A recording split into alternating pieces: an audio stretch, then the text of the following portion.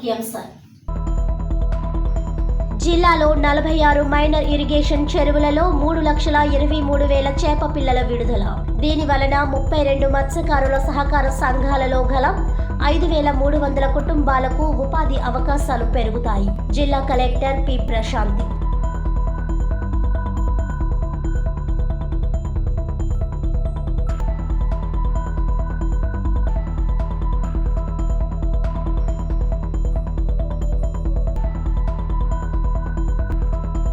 సమస్యాత్మక ప్రాంతాలపై ప్రత్యేక దృష్టి. పేపర్ మిల్ సహకారంతో ముంపు సమస్యను పరిష్కరిస్తామన్న ఎమ్మెల్యే గోరంట్ల.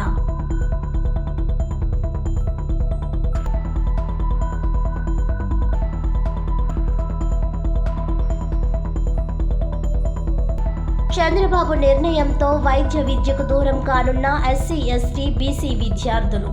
ప్రభుత్వ వైద్య కళాశాలను ప్రైవేటీకరణ చేస్తారా? కూటమి ప్రభుత్వ నిర్వాహకంతో 2,450 ఎంబీబీఎస్ సీట్లు నష్టం. సిపిఐ రాష్ట్ర కార్యదర్శి కె. రామకృష్ణతో చర్చించి భవిష్యత్ కార్యాచరణ. సిపిఐ జిల్లా కార్యదర్శి తాటిపక్క మధు. గాంధీ బోధనలు అనుసరణీయం. వర్ధంతి కార్యక్రమంలో ఘన్ని కృష్ణ. ప్రధానమంత్రి మత్స్య సంపద యోజన పథకం ద్వారా 3,23,820 చేప పిల్లలను జిల్లాలోని గల 5 నియోజకవర్గాలలో 46 మైనర్ ఇరిగేషన్ చెరువుల్లో మత్స్యకారుల సొసైటీలకు అందుబాటులో ఉండే విధంగా జిల్లా మత్స్యశాఖ ఆధ్వర్యంలో చేప పిల్లలను విడుదల చేస్తున్నట్లు జిల్లా కలెక్టర్ పి. ప్రశాంతి పేర్కొన్నారు.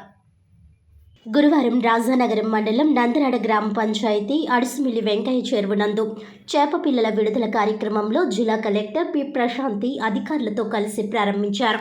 ఈ సందర్భంగా కలెక్టర్ మాట్లాడుతూ చేప పిల్లలను రాష్ట్ర ప్రభుత్వం ఉచితంగా మత్స్యకార సహకార సంఘాలకు సరఫరా చేయడం జరుగుతుందన్నారు.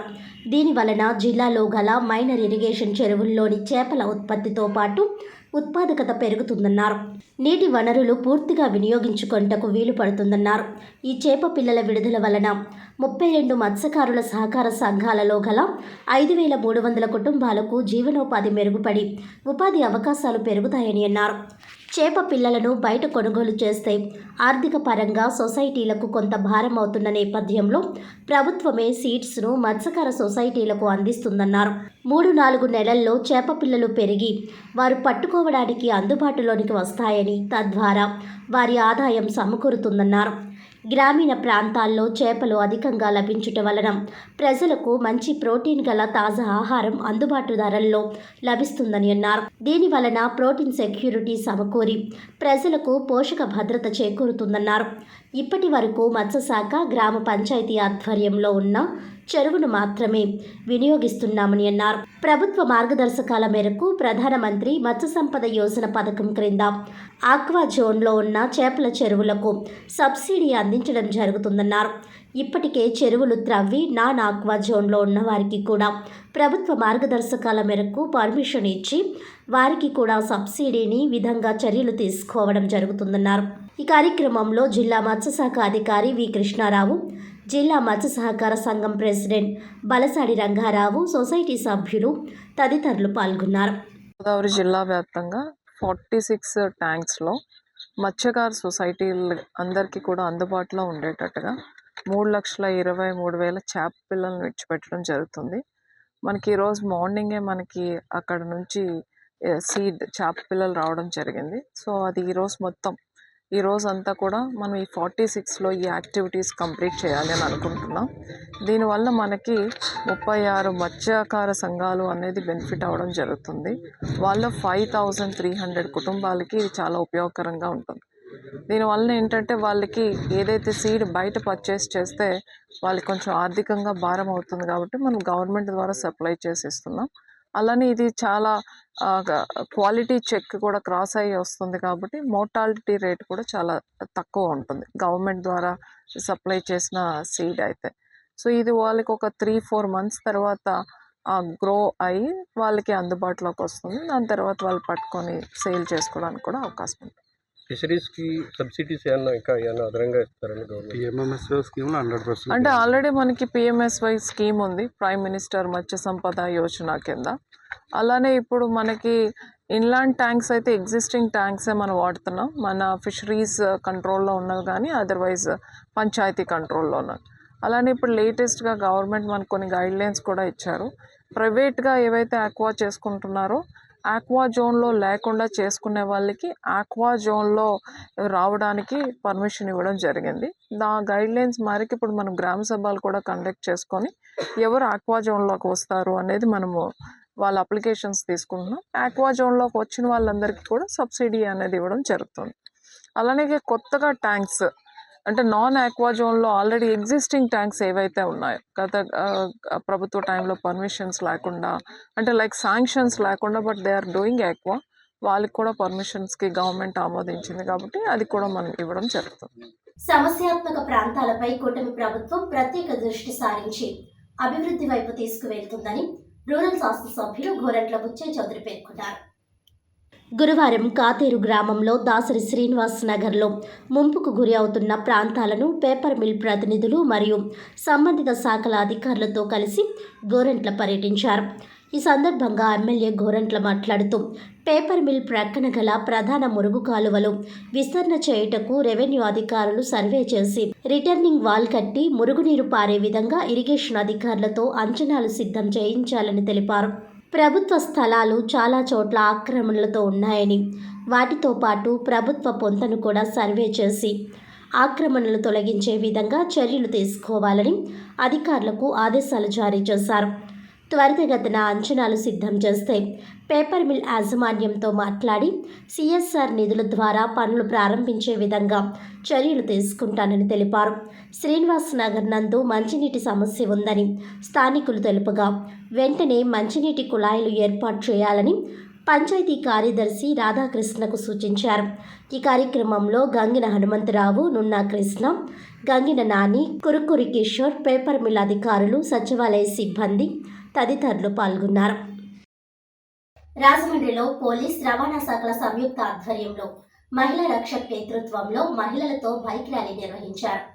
ద్విచక్ర వాహనాలు నడిపే ప్రతి ఒక్కరూ ప్రమాదాల నివారణకు హెల్మెట్లు ధరించాలని తూర్పుగోదావరి జిల్లా అడిషనల్ ఎస్పీ ఎన్బిఎం మురళీకృష్ణ విజ్ఞప్తి చేశారు. ప్రమాదాలలో ఎక్కువగా తలకు దెబ్బలు తగిలి విషమ పరిస్థితులు ఎదుర్కొంటున్నారని, అందువల్ల హెల్మెట్లతో తలను రక్షించుకోవాలని ఆయన అన్నారు. రోడ్డు భద్రతా వారోత్సవాల్లో భాగంగా ప్రమాదాలపై అవగాహన కలిగిస్తూ ద్విచక్ర వాహనాలు నడిపేటప్పుడు ప్రమాదం నుంచి బయటపడడానికి హెల్మెట్లు ధరించాలని ప్లకార్డులు ప్రదర్శిస్తూ ర్యాలీ నిర్వహించారు. ఎస్పీ కార్యాలయం నుంచి బయలుదేరి రాజమండ్రి నగరంలో ప్రధాన మార్గాల ద్వారా ర్యాలీ కొనసాగింది. దండి మార్చ్ వద్ద మానవహారం నిర్వహించి ప్రజలకు అవగాహన కల్పించారు. ర్యాలీని ఏఎస్పీ మురళీకృష్ణ, ఆర్డీఓ సురేష్లు ర్యాలీని ప్రారంభించారు. జాతీయ భద్రతా జాతీయ భద్రతా మాసోత్సవాల సందర్భంగా రాజమండ్రి నగరంలో ఎస్పీ గారి ఆధ్వర్యంలో రవాణా శాఖ, పోలీస్ శాఖ మరి ఈ యొక్క కార్యక్రమాలు చేపట్టడం జరిగింది. దీంట్లో ప్రముఖంగా హెల్మెట్ ధారణ అనేది అందరూ చేయాలని చెప్పి కోరుకుంటూ ఈ యొక్క హెల్మెట్లపై మహిళలు ఎక్కువ ఉమెన్ ఆఫీసర్స్, స్టాఫ్, మహిళా రక్షకులు, అలాగే రవాణా శాఖ సిబ్బంది అందరూ కూడా ఇవన్నీ కూడా ఈ యొక్క ర్యాలీని తీయడం జరిగింది. ఈ ర్యాలీ యొక్క ముఖ్య ఉద్దేశం అందరూ హెల్మెట్లు ధరించాలని. మనిషిలో హెవీ వెయిట్గా ఉన్నటువంటి భాగం హెడ్ కాబట్టి హెడ్ ఇమీడియట్గా యాక్సిడెంట్ జరగగానే నేలకెళ్ళి తగులుతుంది కాబట్టి ఏమాత్రం ఉన్నా కానీ హెడ్ స్కల్ పగలటం ఇవన్నీ జరుగుతాయి. దాంతో ఆటోమేటిక్గా నర్వ్స్ ఇవన్నీ కూడా చనిపోయే అవకాశాలు ఎక్కువ ఉన్నాయి. హెల్మెట్ ధరించడం వల్ల దాదాపు 40% మనకి డెత్స్ ఆగినట్టుగా మన లెక్కలు చెప్తున్నాయి. కాబట్టి అందరూ కూడా యొక్క ఈ హెల్మెట్లు ధరించి వారి కోసం, వాళ్ళ కుటుంబం కోసం, వాళ్ళ వెనకాల ఒక కుటుంబం ఉందని మర్చిపోకుండా కుటుంబం కోసం ధరించాలని చెప్పి కోరుకుంటూ ఈ యొక్క కార్యక్రమంలో అందరూ భాగస్వాములు అవ్వాలని, అసలు అంతేకాకుండా ప్రెస్, మీడియా అందరూ కూడా దీన్ని అందరికీ చేర్చాలని కోరుకుంటున్నాం. Thank you. Okay sir. జాతీయ భద్రతా వారోత్సవాల కార్యక్రమంలో ఈరోజు పోలీస్ శాఖ వారితో ఈ యొక్క ఉమెన్ పోలీస్ డిపార్ట్మెంట్లో ఎవరైతే ఉన్నారో వాళ్ళు ఉమెన్స్తో కలిపి హెల్మెట్ ర్యాలీ ఇక్కడ రాజమండ్రి నగరంలో చేపట్టడం జరిగింది. దాంట్లో భాగంగా పోలీసు వారి అంతా కూడా రాజమండ్రిలో హెల్మెట్స్తో మహిళలందరూ కూడా పోలీసు వారు అన్నీ కూడా ముఖ్యమైన కూడళ్లలో తిరగడం జరిగింది. దీని యొక్క ఉద్దేశం ప్రజల్లో చైతన్యం తీసుకుని రావాలి అనేటటువంటి ఉద్దేశంతోనే గవర్నమెంట్ ఈ యొక్క కార్యక్రమాన్ని చేపట్టడం జరిగింది. ఏది చేసినప్పటికీ కూడా ఎంతైనా సరే మేము ఈ కార్యక్రమాలు ప్రతి సంవత్సరం భాగంలో కూడా ఒక నెల పాటు ఈ కార్యక్రమాలు జరుగుతాయి. మీరు కూడా ప్రజల్లో కూడా అవగాహన రావాలి. గవర్నమెంట్ ఎన్ని కార్యక్రమాలు చేసినా కూడా ప్రజల్లో చైతన్యం రావాలి. ఇంటి నుంచి బయటకు వచ్చేటప్పుడు ఒక మోటార్ సైకిల్ ఉందంటే దానిలో హెల్మెట్ విధిగా ధరించి మనం వస్తే మళ్ళీ మన యొక్క ప్రయాణం చేసి మన యొక్క గమ్యాన్ని చేరి ఇళ్ళకి క్షేమంగా సురక్షితంగా చేరాలన్నది మా యొక్క ఉద్దేశం, గవర్నమెంట్ యొక్క ఉద్దేశం. దీన్ని పాటించకుండా చాలామంది కూడా దాన్ని ఏదో హెల్మెట్ ధరించకుండా నిర్లక్ష్య ధోరణితో చాలామంది కూడా ఉన్నారు. ఆ నిర్లక్ష్య ధోరణి అనేది కూడా విడనాడి ప్రజల్లో చైతన్యం వచ్చినప్పుడే దీని యొక్క ఉద్దేశం ఇది కార్యక్రమం. కాబట్టి మేము కోరేది ఏమంటే అందరూ కూడా హెల్మెట్ ధరించాలి. మీ యొక్క ప్రయాణం కూడా సురక్షితంగా ఉండి అందరూ కూడా క్షేమంగా ఉండాలి. ప్రజల యొక్క భద్రతే మేము కోరుకుంటున్నాము. దాని యొక్క భాగంగా మేము ఈ కార్యక్రమం చేపట్టడం జరిగింది ర్యాలీ. అందుకనే అందరూ కూడా విధిగా హెల్మెట్ ధరించాలి. ట్రాఫిక్ నియమ నిబంధనల్ని ఖచ్చితంగా పాటించి తీరాలని కోరుకుంటున్నాను. నేటి సమాజానికి మహాత్మా గాంధీ బోధనలు అనుసరణీయమని తెలుగుదేశం పార్టీ రాష్ట్ర ప్రధాన కార్యదర్శి ఘన్నికృష్ణ అన్నారు. మహాత్మా గాంధీ వర్ధంతి సందర్భంగా కంబాల చెరువు సెంటర్లో ఉన్న గాంధీ విగ్రహానికి ఘన్నికృష్ణ, తెలుగుదేశం పార్టీ రాష్ట్ర కార్యదర్శి కాశీ నవీన్ కుమార్ పూలమాలలు వేసి నివాళులర్పించారు. ఈ సందర్భంగా ఆయన మాట్లాడుతూ తెల్లదొరల పాలన నుంచి భారతదేశానికి విముక్తి కల్పించడానికి మహాత్మా గాంధీ చేసిన పోరాటం స్ఫూర్తిదాయకమన్నారు. అహింసా సిద్ధాంతంతో ఆయన చేసిన పోరాటం ఆదర్శనీయమని, దేశానికి స్వాతంత్రాన్ని సముపార్జించడంలో ఆయన చేసిన కృషి మరువలేనిదని అన్నారు. గాంధీజీని విదేశాలలో ఆదర్శవంతంగా తీసుకుంటున్నారని, అది భారతీయులందరికీ గర్వకారణమని అన్నారు. ఈ కార్యక్రమంలో మాజీ corporator, Padmashali corporation director Tangella Bobby, party నాయకులు జక్కంపూడి అర్జున్, మల్లా వెంకటరాజు, కేవీ శ్రీనివాస్, సింహాద్రి కోటిలింగేశ్వరరావు, వానపల్లి శ్రీనివాసరావు, జి కొండబాబు, సింహాద్రి సతీష్, బర్లా గిరిజ, మిర్తిపాటి అశోక్, సింహాద్రి లోకేష్ తదితరులు నివాళులర్పించారు. జాతిపిత మహాత్మా గాంధీ అమరుడైన రోజు ఈరోజు దేశమంతా దేశంలో కానీ విదేశాల్లో అందరి చోట్ల కూడా అంతర్జాతీయంగా కూడా శాంతి దూతగా మహాత్మా గాంధీ జీవిత మార్గాన్ని ఎంతోమంది అనుసరించారు. అక్కడ మార్టిన్ లూథర్ కింగ్ లాంటి గొప్ప వ్యక్తులు కూడా మహాత్మా గాంధీ జీవితమే మాకు ఆదర్శం అని వాళ్ళ దేశాల్లో వాళ్ళు కార్యక్రమాలు చేయడం జరిగింది. కాబట్టి మనం చాలా గర్వపడాలి. మన భారతదేశంలో మహాత్మా గాంధీ గారు జాతి వివక్షకు వ్యతిరేకంగా ఆయన దక్షిణాఫ్రికాలో సాగించిన పోరాటం కూడా అందరూ కూడా ఆదర్శంగా తీసుకోవాల్సిన అవసరం ఉంది. ఈ రోజున మహాత్మా గాంధీ గారు వర్ధంతి రోజున ఆయన అనుసరించిన మార్గం, ఎందుకంటే మహాత్మా గాంధీ గారి బోధలే మన ఇప్పటికీ కూడా అనుసరణీయం. మన దేశ ప్రజలందరికీ కూడా అనుసరణీయమని సందర్భంగా తెలియజేసుకుంటూ అందరికీ మహాత్మా గాంధీ గారికి ఆయన స్మృతికి నివాళులు అర్పించుకుంటా జోహార్ తెలియజేసుకుంటున్నాం. నిర్మాణంలో ఉన్న ప్రభుత్వ మెడికల్ కళాశాలలు తాము నిర్మించలేమని నేషనల్ మెడికల్ కమిషన్కు కూటమి ప్రభుత్వం లేఖ వ్రాయడం వలన 2025 విద్యా సంవత్సరంలో 700 MBBS సీట్లకు నష్టం కలిగించేలా చంద్రబాబు ప్రభుత్వం వ్యవహరించిందని సిపిఐ జిల్లా కార్యదర్శి తాటిపక్క మధు విమర్శించారు.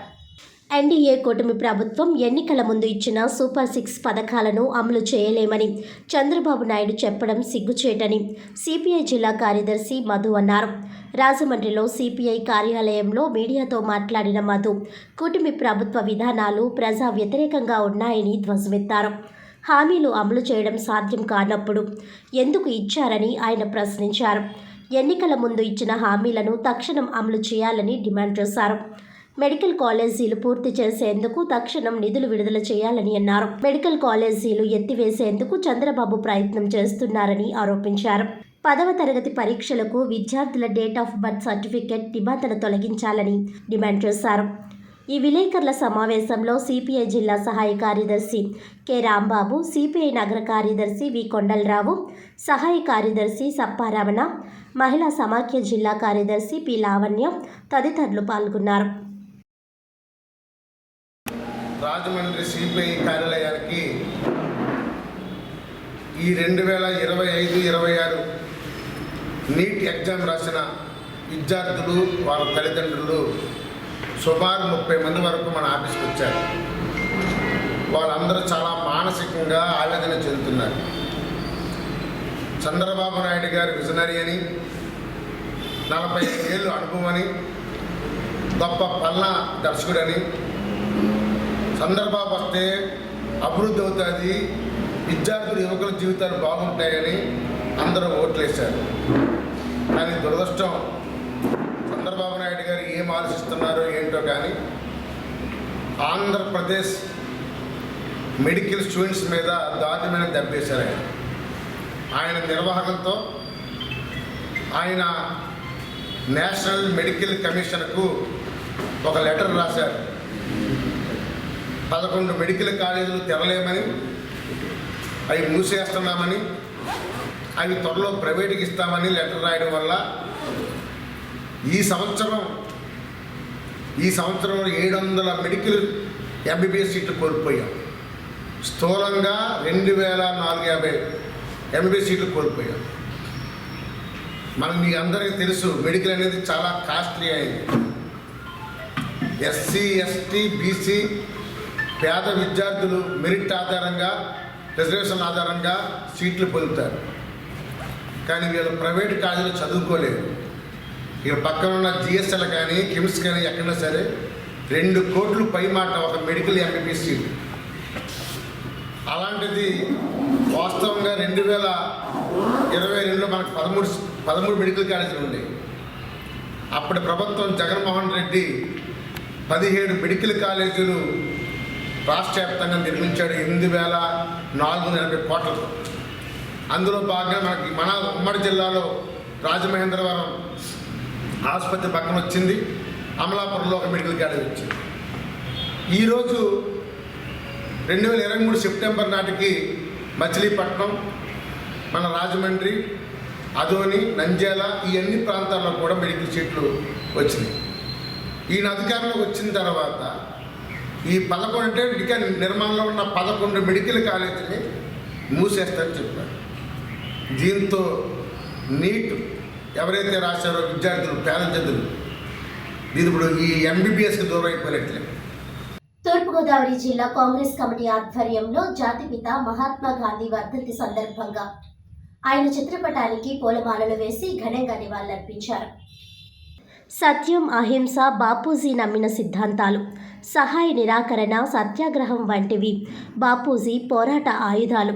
కుల వివక్ష, మత విద్వేషాలకు ఎదురు నిలిచి రవి అస్తమించని బ్రిటిష్ సామ్రాజ్యాన్ని గడగడలాడించిన స్వాతంత్ర సమరయోధుడు. మన భారతదేశానికి స్వాతంత్రాన్ని అర్జించి పెట్టిన మన మహాత్మా గాంధీ బాపూజీ ఆశయాలు, ఆలోచనలు ప్రపంచమంతా శాంతి, సౌభ్రాతృత్వానికి మార్గదర్శకంగా నిలిచాయి. భారత ప్రజలకు స్వేచ్ఛ, స్వాతంత్రాలు అందించిన జాతిపిత మహాత్మా గాంధీ వర్ధంతి సందర్భంగా ఆ మహనీయుడి చిత్రపటానికి పూలమాలలు వేసి ఘనంగా నివాళులర్పించిన తూర్పుగోదావరి జిల్లా కాంగ్రెస్ కమిటీ అధ్యక్షులు doctor TK Visweswar Reddy, Andhra Pradesh Congress committee vice president Martin Luther, Rajamahendravaram city president Abdullah Sharif, city vice president Patnala Srinivasarao, PCC కార్యదర్శులు బెజవాడ రంగారావు, దేవతా సుధాకర్, బత్తిన చంద్రరావు తదితరులు పాల్గొన్నారు.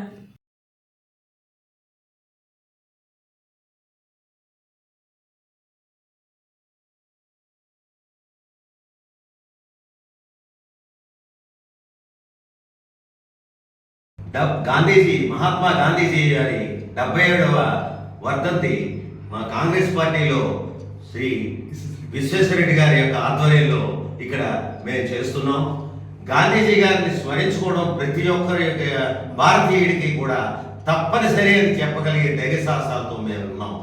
ఎందుకంటే ఆయన యొక్క సిద్ధాంతాలు ప్రతి మనిషి ఆచరించాలి, ప్రతి మనిషి దాన్ని చూసుకుని ముందుకు కదలాలి అని చెప్పి కోరుకుంటున్నాను. ముఖ్యంగా నేటి యువత అన్నిటినీ మరిచి పెడదారిన పడుతున్నటువంటి ఈ రోజుల్లో వాళ్ళు ఈ గాంధీజీ గారి యొక్క సిద్ధాంతాలను కూడా ఒక్కసారి తను ఆలోచిస్తే ఈ దేశం ఎంతో అభివృద్ధి చెంది ఎంతో ముందుకు వెళుతుంది. ఈయన సిద్ధాంతాలను నమ్మినటువంటి ఏకైక పార్టీ కాంగ్రెస్ పార్టీ అని చెప్పి మేము ధైర్య సాహసాలతో చెప్పగలుగుతున్నాం. కాబట్టి అందరూ కూడా మర్చిపోకుండా ఈ మహాత్ముడిని స్మరించుకోమని కోరుతూ నాకు ఈ అవకాశం ఇచ్చిన మీ అందరికీ నా నమస్కారం. సందర్భంగా ఈరోజు మన జిల్లా ఆఫీసు మన జిల్లా ప్రెసిడెంట్ గారు టీకే విశ్వేశ్వరరెడ్డి గారు, మన మార్టి రోజన్ గారు, విజయవాడ రంగా, పట్నా శ్రీనివాసరావు, దేవత సుధాకర్ గారు ఆధ్వర్యంలో ఇక్కడ జరుపుకుంటున్నాం. ఈ మహాత్మా గాంధీ గారి గురించి చెప్పాలంటే ఈరోజు ఉద్యమంలో ఉప్పు సత్యాగ్రహాలు అటువంటి ఉద్యమాలు చేసి అందరినీ కలుపుకొని ఆ రోజు ఆయన ఉద్యమంలో ఎంతో మంది ముస్లిమ్స్ త్యాగాలు చేశారు, అన్ని కులాల వాళ్ళు చేశారు. ఈ రోజు ఈ కుల వ్యవస్థ మన వేరే హిందూయిజం మీద చూపిస్తున్నాడు మోడీ. అటువంటి మహానుభావుడు పెట్టిన అందరి కులాలతో సంబంధం లేకుండా అతను స్వార్థానికి ఏమి ఒక్క రూపాయి కూడా ఇచ్చేయకుండా, ఒంటి మీద గుట్ట కూడా లేకుండా, షర్టు లేకుండా ఉంటే ఈరోజు ఇప్పుడున్న ప్రధానమంత్రి కుల వ్యవస్థను తీసుకొచ్చి ఎన్నో ఒక్కో రోజు ఒక్కో డ్రెస్ వేసుకుని ఎంతో డబ్బు ధనం వృధా చేస్తూ ఈరోజు అందరినీ కూడాను విడదీసి విభజించి పాలించేలాగా అలా కుల వ్యవస్థను తీసుకొస్తున్నాడు. అప్పుడు అదే మహాత్మా గాంధీ గారు అలా చేస్తే ఈ రోజు మనకి స్వతంత్రం వచ్చేది కాదు, బ్రిటిష్ వారిని తరమ కొట్టే అవకాశం ఉండేది కాదు. అందుకే ఈరోజు గాంధీ గారు వర్ధంతి సందర్భంగా ఆయనకి నివాళులు అర్పిస్తూ నేను సెలవు తీసుకున్నాను. మహారాష్ట్రలోని నాందేడ్లో మార్చ్ 21, 22, 23 తేదీలలో జరిగే అఖిల భారత రైతు కూలీ సంఘం ఏఐకేఎంఎస్ 3వ జాతీయ మహాసభలను జయప్రదం చేయాలని ఏఐకేఎంఎస్ జాతీయ అధ్యక్షులు కామ్రేడ్ పి టాన్యా పిలుపునిచ్చారు. ఈ సందర్భంగా టాన్యా మాట్లాడుతూ నగల్బరి, శ్రీకాకుళం, గోదావరి లోయ ప్రతిఘటన పోరాటాలు దున్నేవానికే భూమి కేంద్రంగానే జరిగాయని అన్నారు. గత 50 సంవత్సరాలకు పైగా రైతు కూలీ సంఘం నాయకత్వంలో పోడు భూములు, అన్యాక్రాంతం, సీలింగ్, మిగులు, బంజరు, దేవాదాయ, ధర్మాదాయ, అసైన్డ్, పోరంబోకు, భూదాన భూముల కోసం పేదలు పోరాడి 10 లక్షల ఎకరాలకు పైగా భూములను స్వాధీనం చేసుకుని అనుభవిస్తున్నారని అన్నారు. రైతాంగ సమస్యలపై, వ్యవసాయ కూలీల సమస్యలపై ఏఐకేఎంఎస్ రాజీలేని పోరాటాలు కొనసాగిస్తుందని అన్నారు. వ్యవసాయ విప్లవ సాధన కోసం రైతు కూలీలు, పీడిత ప్రజానీకమంతా ఉద్యమించాలని అన్నారు. తిరిగి తీసుకురావడానికి డిజిటల్ అగ్రిమిషన్ను తీసుకువస్తుందని దుయ్యబట్టారు. వ్యవసాయ కూలీలకు జీవనోపాధికి పనులు రోజురోజుకి తగ్గిపోవడం, ఉపాధి హామీ పథకానికి కేంద్ర, రాష్ట్ర ప్రభుత్వాలు తూట్లు పొడవడంతో వలసబాట పడుతున్నారని అన్నారు. కేంద్ర రాష్ట్ర ప్రభుత్వాలు అనుసరిస్తున్న రైతాంగ ప్రజా వ్యతిరేక విధానాలపై పేద ప్రజలంతా ఉద్యమించాలని టాన్యా పిలుపునిచ్చారు. ఏఐకేఎంఎస్ జాతీయ ప్రధాన కార్యదర్శి అశోక్ ఘయాల్ మాట్లాడుతూ కేంద్రంలోని మోదీ ప్రభుత్వం ప్రభుత్వ రంగ సంస్థలను ప్రైవేటీకరించడంతో పాటు కార్మిక హక్కులను కాలరాస్తుందని విమర్శించారు. ఆదివాసీ ప్రాంతాల్లోని లక్షల కోట్లు విలువ చేసే ఖనిజ సంపదను ఆదాని, అంబానీ వంటి కార్పొరేట్ శక్తులకు దోచిపెట్టడానికే అటవీ సంరక్షణ నియమాలు 2022 తీసుకువచ్చిందని అన్నారు. ఈ కార్యక్రమంలో ఏఐకేఎంఎస్ జాతీయ నాయకులు B Bhaskar, M Pratap Reddy, T Prakash, U Ganiraju, K Baludhora, DP Polaiah తదితరులు పాల్గొన్నారు. ఈ సమావేశంలో జాతీయ నాయకులు B Bhaskar, M Pratap Reddy, T Prakash, U Ganiraju, K Baludhora, DP Polaiah తదితరులు పాల్గొన్నారు. अखिल भारतीय किसान मजदूर सभा के ओर से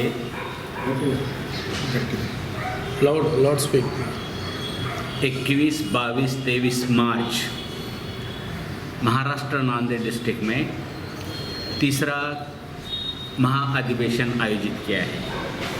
अखिल भारतीय किसान मजदूर सभा एक कृषि क्रांति का प्रोग्राम लेकर पूरा देश में ज़मीन बंटवारा करना, लैंड रिफॉर्म का इशू, दलित, आदिवासी, जंगल ज़मीन, गायरान ज़मीन, सरकारी ज़मीन, पड़िक ज़मीन, परमपुक ज़मीन, भूमिहीन किसानों के बीच में बंटवारा और पट्टा लैंड होना चाहिए। कृषि माल को minimum support price, minimum price मिलना चाहिए।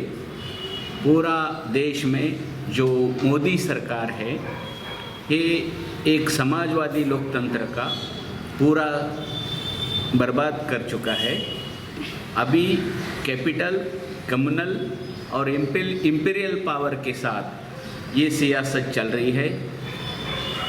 ये सियासत कैपिटल पावर के हित में, जो कैपिटल पावर का मुनाफा 75% है और किसान मजदूर का जो वेतन है वो बहुत कम होते जा रहा है। महंगाई बढ़ते जा रही है और मिनिमम वेजेस जहाँ के वहीं है।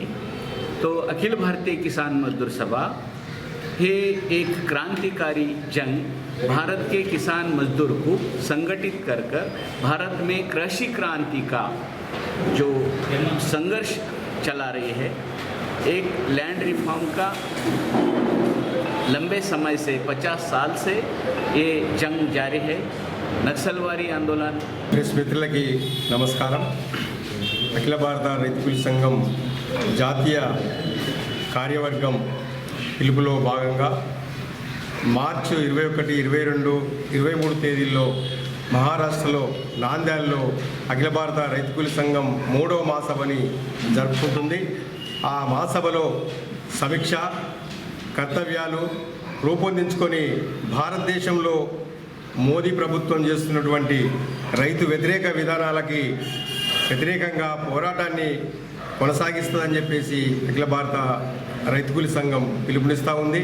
అంతేకాదు రైతు రాజు, రైతు దేశానికి వెన్నెముక అని చెప్తున్నటువంటి మోదీ ప్రభుత్వం భారతదేశంలో ప్రాంతీయ ప్రభుత్వాలు రైతు వెన్నువిరుస్తున్నాయనేటువంటిది ఈ సందర్భంగా మనకు అర్థమవుతూ ఉంది.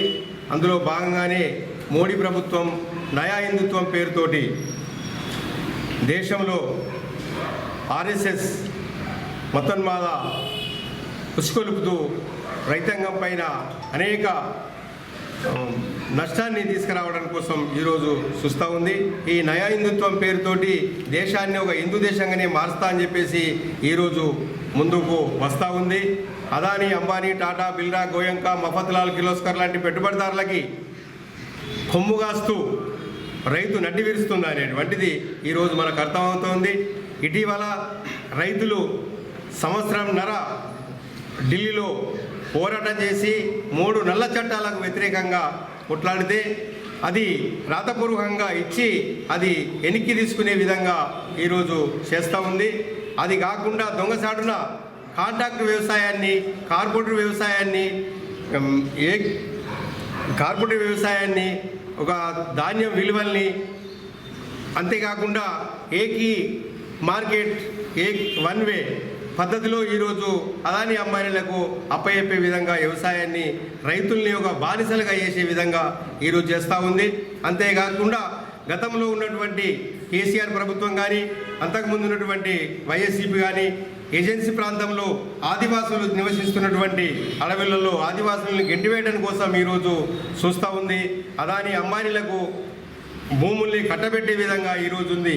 ఇవన్నీ కూడా మహాసభలో చర్చించి రాబోయే రోజుల్లో ఈ ప్రజలకి భూమి దక్కే విధంగా అఖిల భారత రైతు కూలీ సంఘం ప్రతిఘటన పోరాటాలు చేస్తుందని చెప్పేసి తెలియజేస్తూ ఉన్నాం. అందరికీ అభినందనలు. ఏఎంఎస్ ప్రథమ మహాసభ ఈ రాజమండ్రి నగరంలోనే బాగా ఎత్తున నిర్వహించుకున్నాం 2000 సంవత్సరంలో. తర్వాత 2005లో పంజాబ్లో జలంధర్లో 2వ మహాసభ జరిగింది. 3వ మహాసభ ప్రస్తుతం మహారాష్ట్రలోని నాందేడ్ జిల్లా కేంద్రంలో జరపాలని నిర్ణయించుకున్నాం. కాంగ్రెస్ ఈరోజు పరిస్థితి గమనించినట్లయితే మొత్తం కేంద్ర రాష్ట్ర ప్రభుత్వాలు అందరూ కూడా పెట్టుబడి పరిశ్రమలు అని చెప్పి చేస్తున్నారు తప్ప గతంలో ప్రపంచీకరణకు ముందు నామమాత్రంగా అయినా కానీ భూ సంస్కరణల గురించి, పేదవాళ్ళకి భూమి పంపకం గురించి మాట్లాడేవాళ్ళు. కానీ ఇప్పుడు మొత్తానికి దాని ఎజెండానే ఎత్తేసుకుని అసలు చంద్రబాబు గారి దగ్గర నుంచి, జగన్ దగ్గర నుంచి, మోడీ దగ్గర నుంచి ఎవరు కూడా రైతు సమస్యలు, వ్యవసాయ కూలీల సమస్యలు, భూమి పంపిణీ సమస్యలు ఎత్తలేదు. ఎప్పుడో 1982లో సుప్రీంకోర్టు తీర్పిచ్చింది. భూ సంస్కరణ చట్టాన్ని సవరించి భూమి లేనటువంటి వాళ్ళకి భూమి పంచాలని చెప్పి అన్ని వివరాలు ఆదేశించింది. అయినా ఇన్ని సంవత్సరాలు దాన్ని ఎవరు కూడా పట్టించుకోలేదనేది మనం దృష్టిలో పెట్టుకోవాలి. ఈ దేశంలో ఉండేటువంటి దళితులు 35% మంది దారిద్ర్యరేఖ దగ్గర బతుకులు ఇస్తున్నారు. ఆదివాసీలు అభివృద్ధి సోపానంలో అందరికంటే అత్యధిక మంది 48% మొత్తం దారిద్ర్యరేఖ దగ్గర చేస్తున్నారు. మహిళలు అయితే చాకరీ తప్ప ఏమీ లేదు. వాస్తవానికి సమాజంలో ఉండేటువంటి శ్రమలో 2/3 వంతులు మహిళలు నిర్వహిస్తున్నారు. కానీ ఆదాయంలో పురుషులతో పోలిస్తే 10% మాత్రమే వాళ్ళకి లభ్యమవుతుంది. ఆస్తి విషయంలో వస్తే 1% మాత్రమే ఇదవుతుంది. అన్నింటిలో కూడా సమానత ఇదవుతుంది.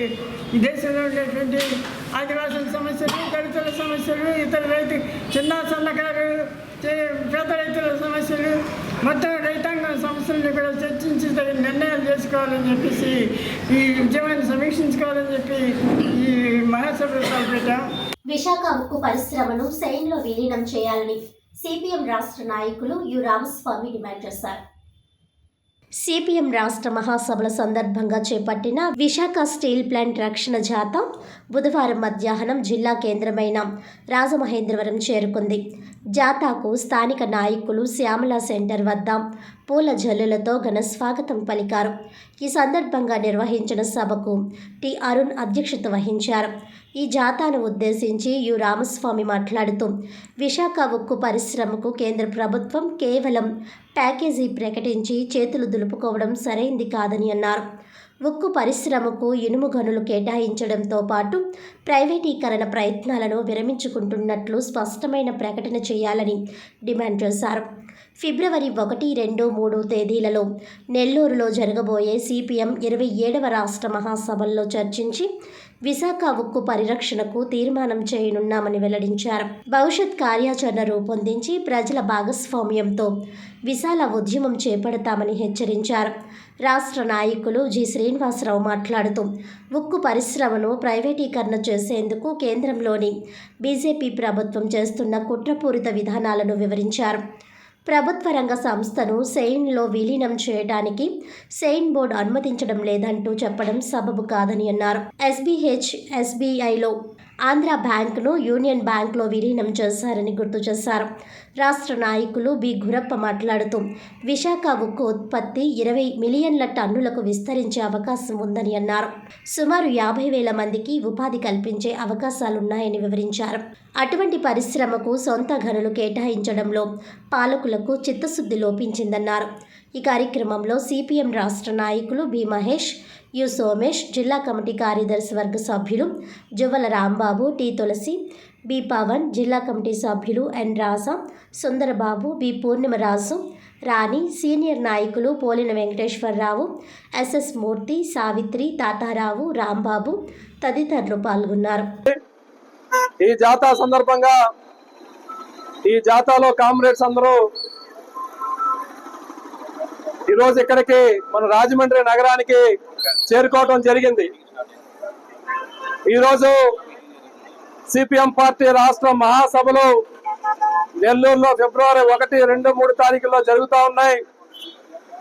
ఈ మహాసభలు సహజంగా ఇతర పార్టీల మహాసభలు అంటే మహాసభల పేరుతో హడావుడి హంగామా జరుగుద్ది. కానీ కమ్యూనిస్ట్ పార్టీ మార్క్సిస్ట్ మహాసభలు ఈ రాష్ట్రంలో దేశంలో ప్రజలు ఎదుర్కొన్న సమస్యలను చర్చించడానికి, ఆ ప్రజా సమస్యలపైన ప్రజా ఉద్యమాల్ని రూపొందించడానికి ఈ మహాసభలు జరగబోతా ఉన్నాయి. దాంట్లో భాగంగానే విశాఖ ఉక్కు పరిరక్షణ కోసం జరుగుతున్నటువంటి ప్రచార జాత కామ్రేడ్స్ అందరూ మన ముందుకు వచ్చున్నారు. మీరు మాట్లాడేస్తారా? శ్రీనివాస్ మాట్లాడతారు. అందుకని ముందుగా ఈ పరిరక్షణ ప్రచార జాత బృందంలో నాయకత్వం వహిస్తున్నటువంటి జి శ్రీనివాస్ గారిని మాట్లాడాల్సిందిగా విజ్ఞప్తి చేస్తా ఉన్నాను. సభ్యులు, సానుభూతి పరులు, విశాఖపట్నంలో బయలుదేరి నెల్లూరు వరకు సాగుతున్నటువంటి ఉక్కు పరిరక్షణ జాథాకు ఘన స్వాగతం పలికినటువంటి రాజమండ్రి సిపిఎం పార్టీ సభ్యులందరికీ స్టీల్ ప్లాంట్ తరఫున ప్రత్యేక అభినందనలు తెలియజేస్తా ఉన్నాను. మిత్రులారా, ఈరోజు ఈ జాథా అనేది నెల్లూరు వరకు చేరుకుంటుంది. దీని ప్రధాన ఉద్దేశం ఈరోజు ఉక్కు పరిరక్షణ కోసం మొత్తం రాష్ట్ర వ్యాప్తంగా అనేక ఉద్యమాలు ఆందోళన చేసిన తర్వాత విశాఖ ఉక్కు ఆంధ్రుల హక్కు నినాదంతో ఏర్పడినటువంటి ఈ విశాఖ ఉక్కుకి ఈరోజు ప్రమాదం అనేది వచ్చి పడింది.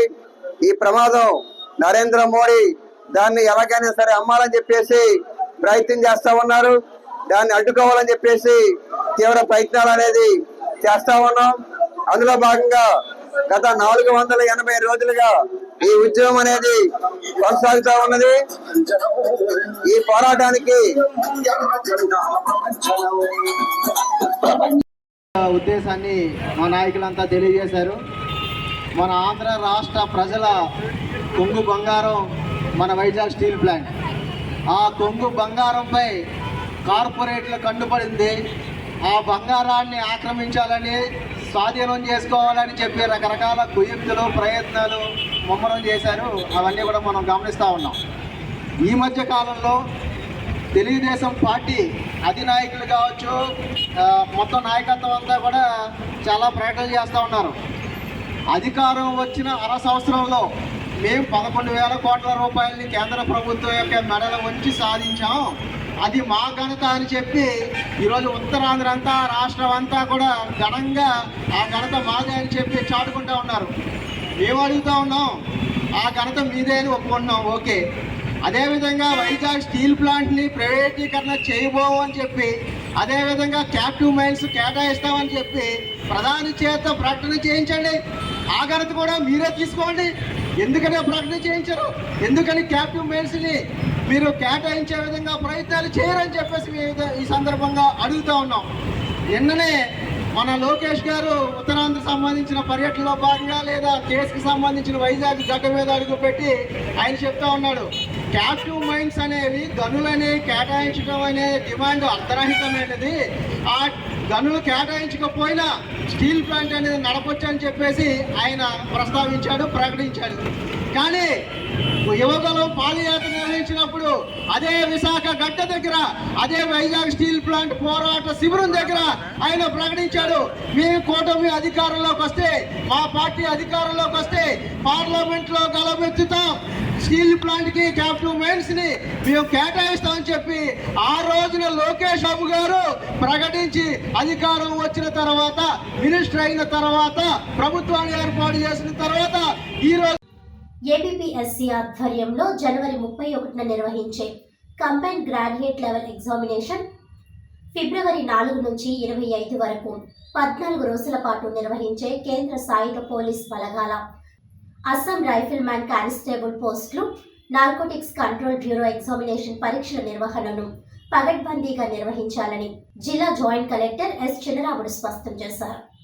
గురువారం ఉదయం కలెక్టరేట్ భవనంలోని జాయింట్ కలెక్టర్ ఛాంబర్లో ఏపీఎస్సీ పరీక్షల నిర్వహణపై సమన్వయ శాఖల అధికారులతో జిల్లా నోడల్ అధికారి టి సీతారామమూర్తితో కలిసి సమావేశం నిర్వహించారు.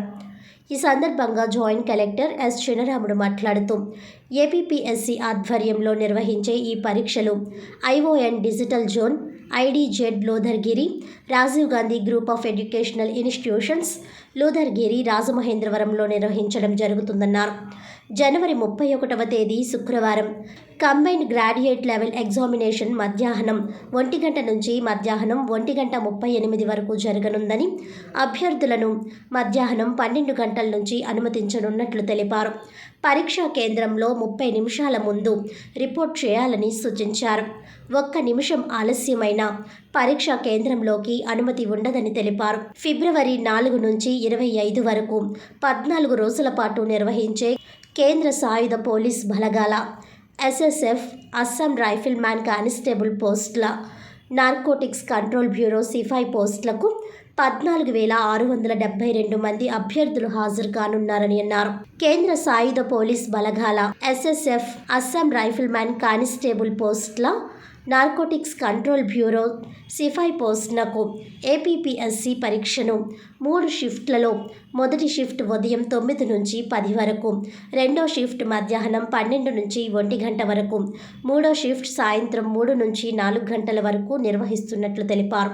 జనవరి 31న జరిగే ఏఎస్సీ CGL పరీక్షకు 197 మంది అభ్యర్థులు హాజరవుతారని జిల్లా రెవెన్యూ అధికారి టి సీతారామూర్తి తెలియజేశారు. ఫిబ్రవరి 4 నుంచి 25 వరకు 14 రోజుల్లో వివిధ తేదీల్లో నిర్వహించే పరీక్ష ఫిబ్రవరి 4వ తేదీ ఉదయం మధ్యాహ్నం షిఫ్ట్కి 351 మంది చొప్పున, మూడో షిఫ్ట్కి 350 మంది, ఫిబ్రవరి తేదీ నుంచి 7వ తేదీ వరకు ప్రతి షిఫ్ట్కి 350 మంది, ఫిబ్రవరి 10 నుంచి 25వ తేదీ వరకు ప్రతి షిఫ్ట్లో 349 మంది అభ్యర్థులు పరీక్షలకు హాజరవుతారని తెలిపారు. జిల్లా రెవెన్యూ అధికారి, పరీక్షల నోడల్ అధికారి టి సీతారామూర్తి, అదనపు ఎస్పీ ఏవి సుబ్బారావు, తహసీల్దార్ పాపారావు, డిటిబివి కృష్ణశాస్త్రి, ఇతర సమన్వయ శాఖల అధికారులు, సిబ్బంది తదితరులు పాల్గొన్నారు. వార్తలను ముఖ్యాంశాలు మరోసారి. జిల్లాలో 46 మైనర్ ఇరిగేషన్ చెరువులలో 3,23,000 చేప పిల్లల విడుదల. దీని వలన 32 మత్స్యకారుల సహకార సంఘాలలో గల 5,300 కుటుంబాలకు ఉపాధి అవకాశాలు పెరుగుతాయి. జిల్లా కలెక్టర్ పి ప్రశాంతి.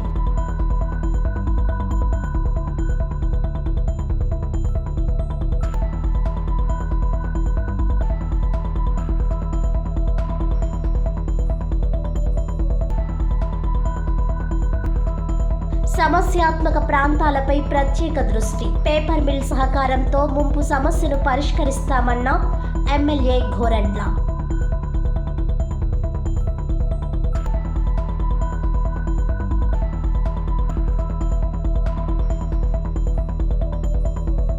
చంద్రబాబు నిర్ణయంతో వైద్య విద్యకు దూరం కానున్న ఎస్సీ, ఎస్టీ, బీసీ విద్యార్థులు. ప్రభుత్వ వైద్య కళాశాలను ప్రైవేటీకరణ చేస్తారా? కూటమి ప్రభుత్వ నిర్వాహకంతో 2,450 MBBS సీట్లు నష్టం. సిపిఐ రాష్ట్ర కార్యదర్శి కె రామకృష్ణతో చర్చించి భవిష్యత్ కార్యాచరణ. సిపిఐ జిల్లా కార్యదర్శి తాటిపక్క మధు. గాంధీ బోధనలు అనుసరణీయం. వర్ధంతి కార్యక్రమంలో ఘన్ని కృష్ణ. ఈనాటి వార్తలు ఇంతటితో సమాప్తం. తిరిగి వచ్చే బులెటిన్లో మళ్ళీ కలుద్దాం. అంతవరకు సెలవు. నమస్కారం.